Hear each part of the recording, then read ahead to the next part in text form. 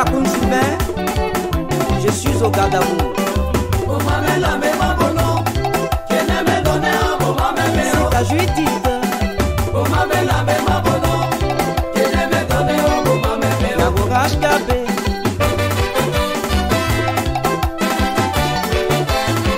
Adobo Lambé.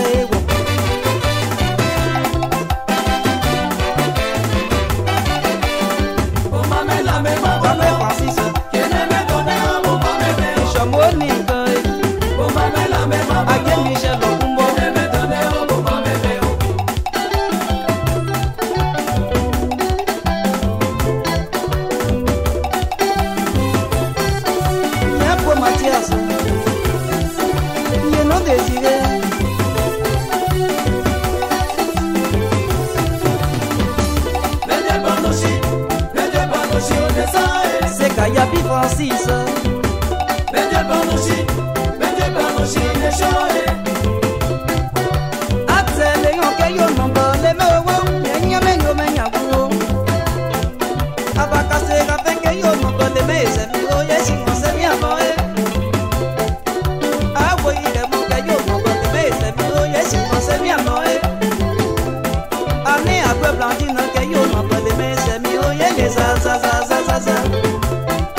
C'est caché pour son mot, on n'a pas choisi les goûts, aussi il est tellement taillé. Habité du maniemeu, policier yapo, mais j'y date à toi voter. Poisson la voix s'appelle au menet ou ouais pour meu, bien j'y m'en sais. Kaba watch on en défait au chéri ou moins osé, bien j'y m'en sais. A où va Charlotte et posé bon nom. Chez moi t'as déjà posé bon. Tiens, va la bonne, il y a plus pleurer, va ne pépier, il y a le plus et pour netter. À ce Michel et pour netter. Y'a pour son linge au main beau pied. Ouattara mettre et pour ne pas. À Benelionel, mais beau pied pour netter. Qui m'a fait lisser, il y a le pays au démé, il y a les zazazazazaza. Aïe, quoi, je t'ai vu, non, il y a le pays au démé, il y a les zazazazazaza. Ana pocho pochi kapé ou va moi c'est correnda o va que va moto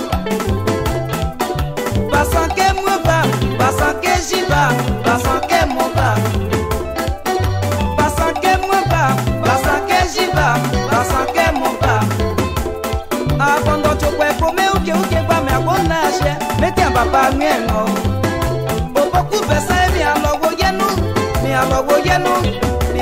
yenu Mambo poste mi alogo yenu se kajo bakale mambo dilo mi alogo yenu ase mi osuto mi alogo yenu elo alon Joseph mais comment Bouya Honora mais comment Yawotina désiré quand tu sous le mais comment c'est alors que yo le mais a touché wala risa yele za quand tu sous le chauffeur versant alors que yo le mais yele za ya tu me peke mi oye você te honete anete te yo Michel Olivier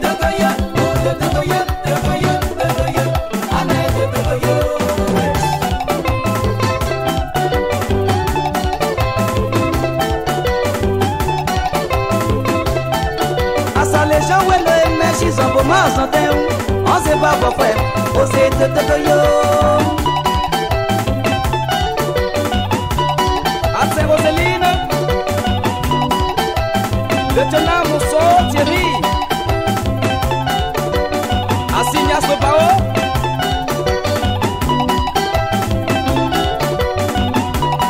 Yankee Apollinaire l'empereur Allez, assurance Akena est-ce qu'elle le met à l'Ogoyeno Chachi Flora au Namaseo Marie Kono et Bosegono Pousso dans ce yapo Sonia et Bosego Egayi va Patrice au mer l'Ogoye Asia Baka Moïse Bien solo, bien Simon Yele za Anna c'est Lucien qu'elle aimait Anna c'est Jaurès Yele za